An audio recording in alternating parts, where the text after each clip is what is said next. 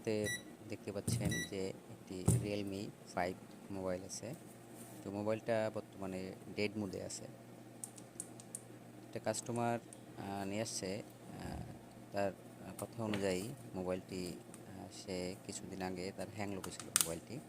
তো এক টেকনিশিয়ান ভাইকে দেখিয়েছে, তো সেখান থেকে সে টেকনিশিয়ান ভাই ঠিক করে দিয়েছে তাকে। মোবাইলটি কিছুদিন চলছে, তো মোবাইলটি হঠাৎ করে আবার বন্ধ হয়ে গেছে। তো এখন আমরা এই মোবাইলটি খুলবো, আসলে এটা কোথা থেকে কী সমস্যা হলো এটা আইডেন্টিফাই করার চেষ্টা করব। দেখব মোবাইলটি আসলে কেন বন্ধ হয়, কারণ আমি এই ধরনের কাজ আগেও দু একটা করেছি। তো এই ম্যাক্সিমাম কাজগুলো দেখছি আপনার মানে রিয়েলমি 5i এগুলো আপনার ম্যাক্সিমাম হ্যাং লোগো হলে আইসপিএম কানেকশন করে এগুলো কাজগুলো সমাধান করা হয়।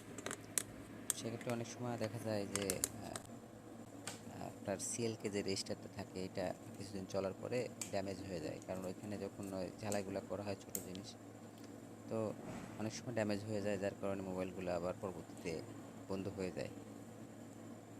তো আমরা সেটা দেখার চেষ্টা করবো আসলে এটা সেল কি রেজিস্ট্যান্ট খারাপ হয়ে গেছে নাকি অন্য প্রবলেম বা ইএমএমসি আইসি নষ্ট হয়ে গেছে। তো আমরা এই মুহূর্তে পাওয়ার সাপ্লাইতে কানেক্ট করতেছি ফোনটি, দেখি পাওয়ার সাপ্লাইতে কত রিডিং দেখায়। এই যে দেখছেন বন্ধুরা, এই যে 7, 8, 9 আছে, ফোনটি রিডিং স্টপ হয়ে গেছে, মানে 9 দাঁড়িয়ে থাকতেছে। তো এটা আমরা সাধারণত বুঝি যে 9, 10, 11 এগুলো আসে যদি দাঁড়িয়ে থাকে পাওয়ার সাপ্লাই রিডিং, তো আমরা ধরে নিই যে এটা ইএমসির আইসির সমস্যা বা অথবা সিপি থেকে সমস্যা।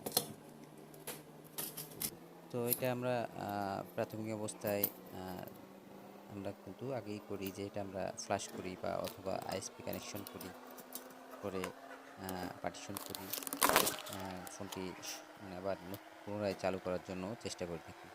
তো আমরা এটা একটু বিকল্প ব্যবস্থা করব। আগে ফ্লাশ করার আগে আমরা প্রথম অবস্থায় আমরা সেলকেটা শর্ট করে দেখব যে আসলে সেলকে রেজিস্ট্যান্ট ঠিক আছে কিনা। কারণ সেলকে রেজিস্ট্যান্ট যখনই খারাপ হয়ে যাবে তখনই আপনার পাওয়ার সাপ্লাই রিডিং 8, 9, 10, 11 এরকম এসে দাঁড়িয়ে থাকবে, তো ফোনটি চালু হবে না। তো আমরা প্রথম অবস্থায় দেখব আসলে সেলকে রেজিস্ট্যান্টটা শর্ট করে যে আসলে এখান থেকে প্রবলেম কিনা। যদি এখান থেকে প্রবলেম হয় তো ইনশাল্লাহ মোবাইলটি আমাদের ঠিক হয়ে যাবে। কারণ মোবাইলটি সদ্য কাজ করা, বেশি দিন আগে না, রিসেন্টলি কাজ করেছে কাস্টমার, কাজ করে নিয়েছে। যেখানে এখন দেখতে পাচ্ছেন যে এখানে পেস্টগুলো এখনও ক্লিয়ার দেখা যাচ্ছে। তো মোবাইল ঠিক করে নেওয়ার পরে মনে হয় 2 থেকে 4 দিন চলছে। তো আমরা সেলকে রেজিস্ট্যান্টে এখন জাম্পার করে দেব। আমাদের সেলকে রেজিস্ট্যান্ট জাম্পার করা হয়ে গেছে। তো আমরা এমন তো অবস্থায় আমরা আবার ফোনটি পাওয়ার সাপ্লাইতে কানেক্ট করে দেখব আসলে ফোনটি আমাদের সচল হয়েছে কিনা।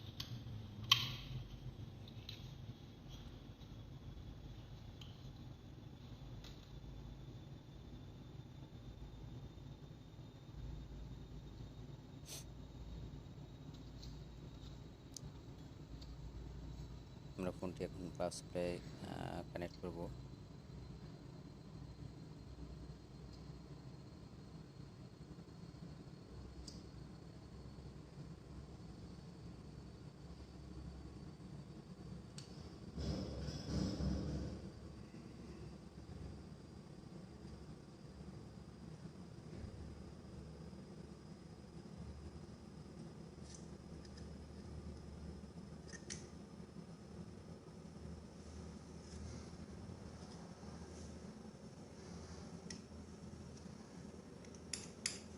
হ্যাঁ বন্ধুরা, দেখতে পাচ্ছেন যে আমি ফোনটি এখন পাওয়ার সাপ্লাইতে কানেকশন দিচ্ছি।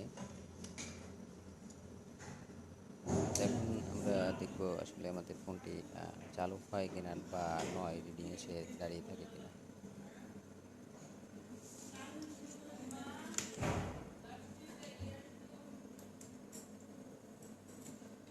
পাওয়ার বাটন প্রেস করতেছি, কোনো রিডিং দেখাচ্ছে না।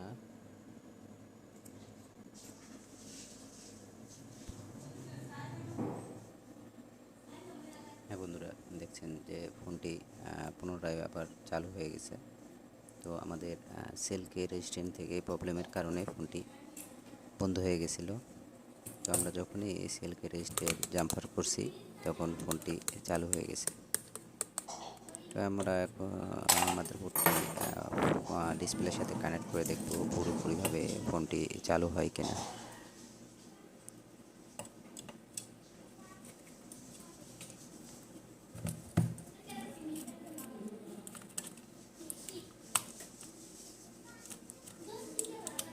মোবাইলের কাজগুলা যদি সঠিকভাবে সঠিক নিয়মে বুঝে করা হয় তাহলে আসলে কাজ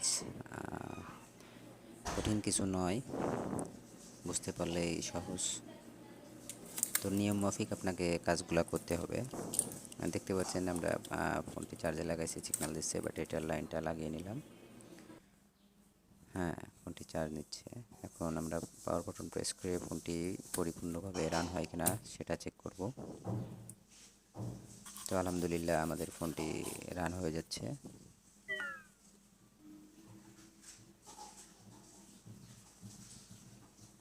ফোনটি আলহামদুলিল্লাহ সাকসেসফুলভাবে রানিং হয়েছে।